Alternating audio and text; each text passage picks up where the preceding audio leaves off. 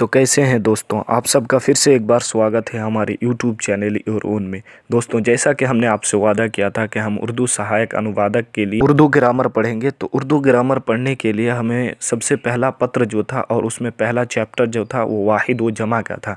तो आज की इस वीडियो में हम लोग वाहिद जमा यानी सिंगुलर और प्लूरल के बारे में बात करेंगे दोस्तों।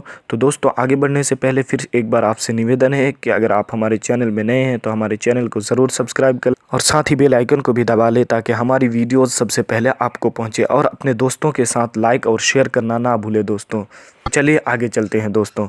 तो सबसे पहले वाहिद और जमा, वाहिद व जमा का मफहूम क्या है दोस्तों, ये समझने की ज़रूरत है। वाहिद वह इसम है जिससे किसी एक चीज़ या एक शख्स मुराद हो दोस्तों, तो उसे वाहिद कहते हैं।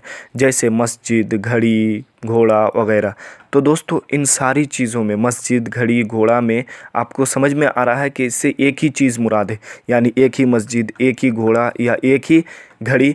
तो दोस्तों, जिससे एक चीज़ या एक शख्स का बोध हो, जिससे एक मुराद हो, तो उसे वाहिद कहेंगे। और उसी की ज़िद उल्टा क्या है, जमा है। जमा में एक शख्स या दो शख्स नहीं बल्कि एक या दो से ज़्यादा अशख़ास या चीज़ें मुराद होती हैं दोस्तों। जैसे मस्जिदें, किताबें, घड़ियाँ।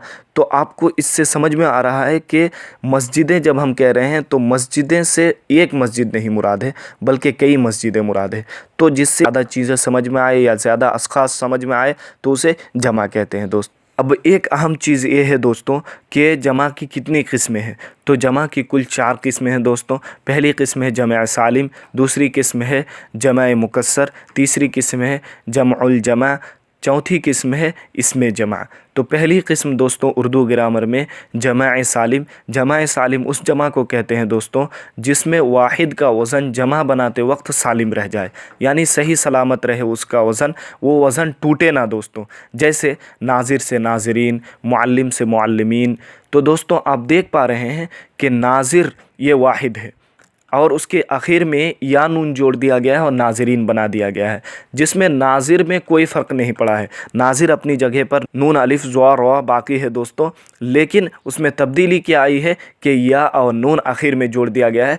इसमें किसी तरह की तब्दीली नहीं है, इसमें किसी तरह का हेर फेर नहीं है। इसमें वाहिद का वज़न बिल्कुल सलामत है। वाहिद का जो लफ्ज़ था दोस्तों वो उसी तरह हूबहू बाकी है, सिर्फ या नून जोड़ दिया गया है, इसलिए इसे जमा सालिम कहते हैं। दूसरी किस्म जमा मुकस्सर है, यानी वह जमा जिसमें वाहिद से जमा बनाते वक्त वाहिद का वज़न टूट जाए दोस्तों।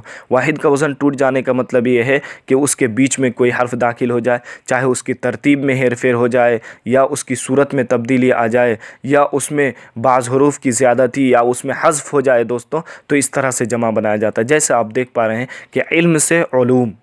तो इल्म से उलूम बनाने वक्त लाम और मीम के बीच क्या आ गया है, वाव आ गया। तो ये हर बीच में दाखिल हो गया है, इस वजह से इसमें वाहिद का वज़न बाकी नहीं है। वाहिद में जो लफ्ज़ था वो हूबहू बाकी नहीं है, बल्कि इसके बीच में वाव आकर इसको जमा बनाया गया, इसलिए इसे जमाए मुकस्सर कहते हैं। तीसरी किस्म है जमुल जमा। अरबी में कुछ अल्फाज ऐसे होते हैं दोस्तों, उसको जमा बनाने के बाद भी फिर एक बार जमा बनाया जाता है। जैसे लक़ब की जमा अलक़ाब है, लेकिन उसको दोबारा जमा बनाया जाता है क्या, अलक़ाबात। तो इस तरह आप देख पा रहे हैं कि एक लफ्ज़ जिसको पहले ही जमा बना लिया गया था लेकिन फिर उसको दोबारा जमा बनाया जाता है, इस वजह से उसको जमुल जमा कहते हैं।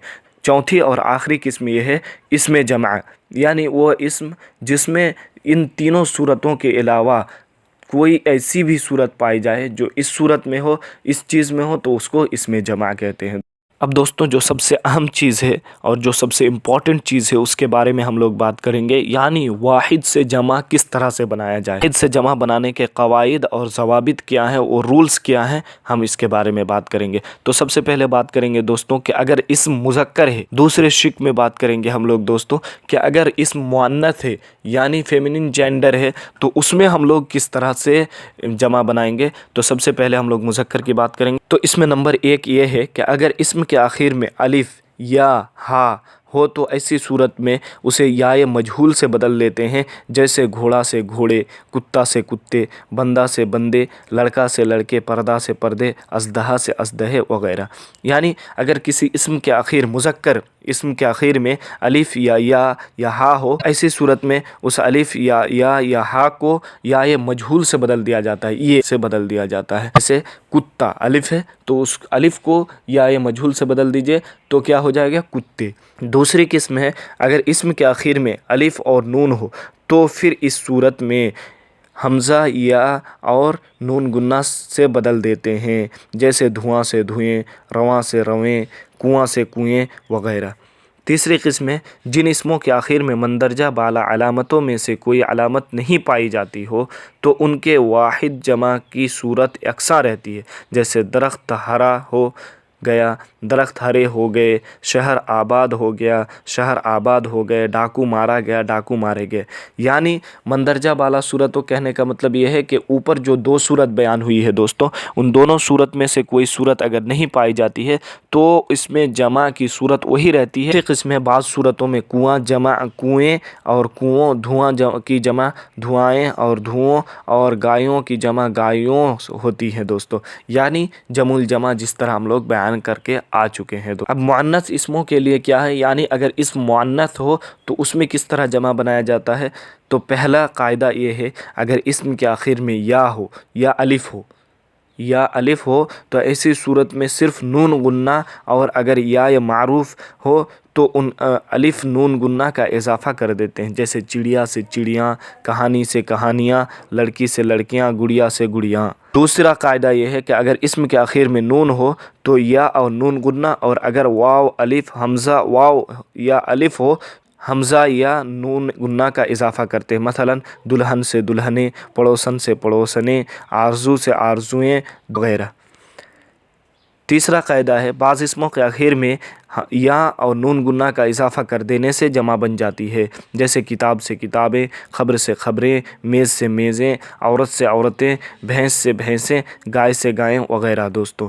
تو دوستوں آپ کے لیے اب ہم کچھ لسٹ دے رہے ہیں واحد سے جمع جو الفاظ بن چکے ہیں، ان الفاظ کا ایک لسٹ اور ایک فہرست دے رہے ہیں، آپ اس فہرست کو غور سے دیکھیں اور یہ الفاظ یاد کر لیں، کیونکہ یہ الفاظ بہت ہی اہم ہے اس امتحان کے لیے۔ تو آپ کو یہ ویڈیو کیسا لگا دوستوں؟ اگر اچھا لگا ہے تو اپنے دوستوں کے ساتھ شیئر کریں۔ پھر ملیں گے ایک نئے قاعدے اور قانون کے ویڈیو کے ساتھ، تب تک کے لیے خوش رہیں۔